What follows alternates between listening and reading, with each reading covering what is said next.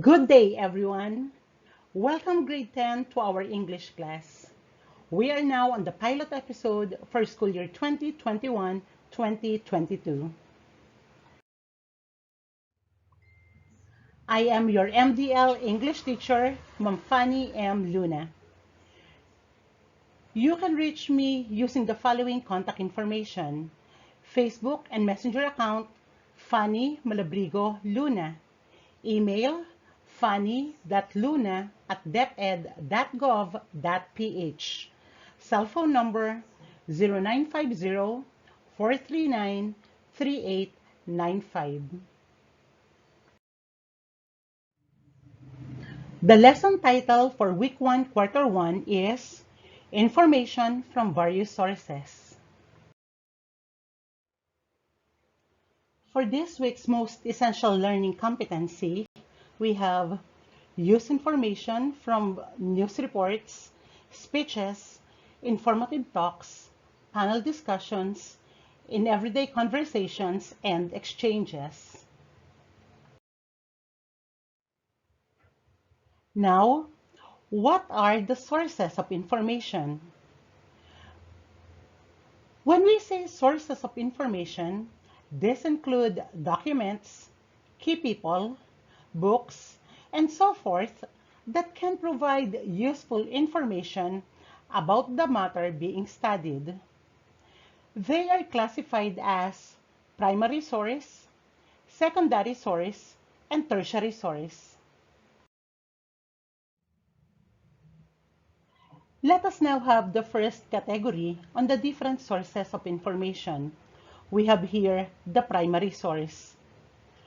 Primary sources are original materials on which another research is based. They are usually the first formal appearance of results in physical, print, or electronic format.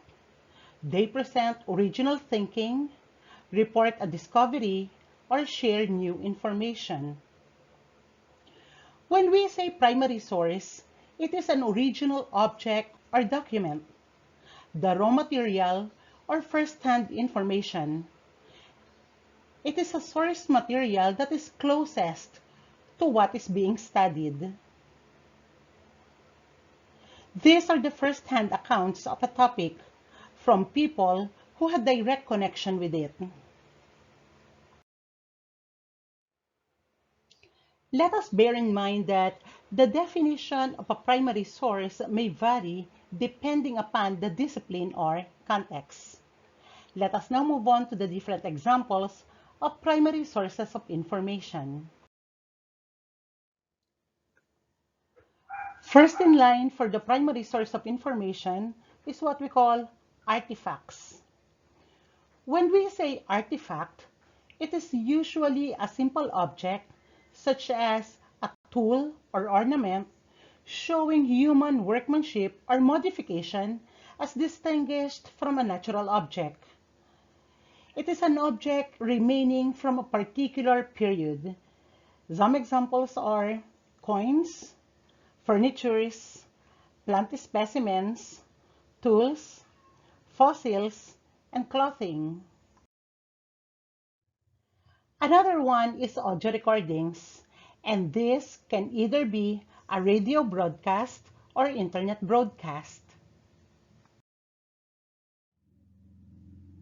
Diary, journal, notes, autobiography, and memoir are also considered to be the primary sources of information. Internet communications, such as email and chat transcripts, are also considered primary sources of information. Another example of primary sources of information are journal articles describing original research or containing original analysis. We also have letters, postcard, and all means of correspondence. We have to take note the newspaper and magazine articles with eyewitness accounts, original reporting, or analysis. They are all considered to be primary sources of information. Original documents are also considered to be primary sources of information, and these include birth certificates, wills and testament, trial transcript, and marriage license. Photographs are considered to be primary source of information because basically they were all taken originally. We also have to consider the records of organizations, government agencies, and businesses. And these include corporate reports, census data, constitution, treaties, and government documents. Speeches are also considered primary source of information. We also have the survey results and analysis, like what we have in the market survey and public opinion poll. User manuals that come along with our purchases are also considered to be primary source of information. Take note of the video recordings because these video recordings are also considered to be primary source of information. Let us not forget the works of art, architecture, literature, film, and music, such as the painting, sculpture, buildings, musical score, novel, movies, and poem. They are all considered to be primary sources of information. Let us now move on to secondary sources of information.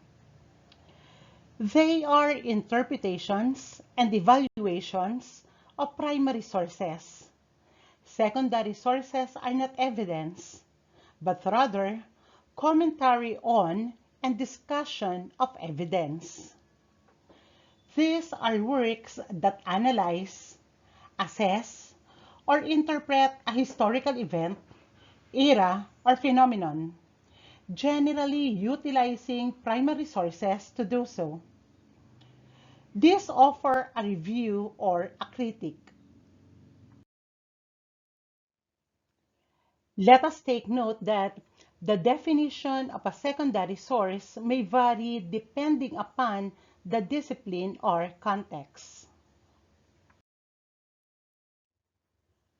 Some of the common examples of secondary sources of information are the biographical works, commentaries, criticisms, histories, magazine and newspaper articles, except eyewitness accounts, original reporting or analysis, and books other than fiction and autobiography. Let us now move on to tertiary sources of information. Tertiary sources consist of information that is a distillation and collection of primary and secondary sources. It is an index or textual consolidation of primary and secondary sources. Some tertiary sources can be used as an aid to find other sources. The exact definition of tertiary varies by academic field. Academic research standards generally do not accept tertiary sources as citations. Almanacs or fact books are considered to be tertiary source of information. When we say almanac, it is a publication containing astronomical or meteorological data for a given year and often including a miscellany of other information. It is usually annual publication containing statistical, tabular, and general information. Chronologies or timelines are also considered as tertiary sources of information. It is the determination of the proper sequence of past events. It is the arrangement of dates, events, in order of occurrence. Of course, we know dictionaries.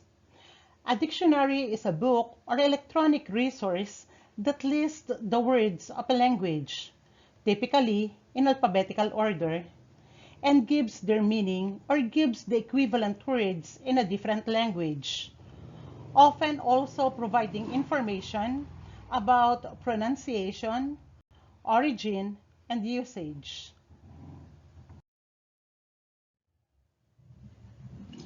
Another example of tertiary source of information are the encyclopedias. An encyclopedia is a book or set of books giving information on many subjects or on many aspects of one subject and typically arranged alphabetically. Another example of tertiary source of information are the directories. A directory is a file system cataloging structure which contains references to other computer files and possibly other directories. Another example of tertiary source of information are the databases. A database is a collection of information that is organized so that it can easily be accessed, managed, and updated. Computer databases typically contain aggregations of data records or files containing information about sales transactions or interactions with specific customers.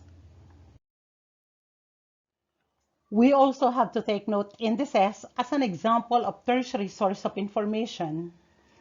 An index is a list of words or phrases and associated pointers to where useful material relating to that heading can be found in a document or collection of documents. Examples are an index in the back matter of a book or an index that serves as a library catalog.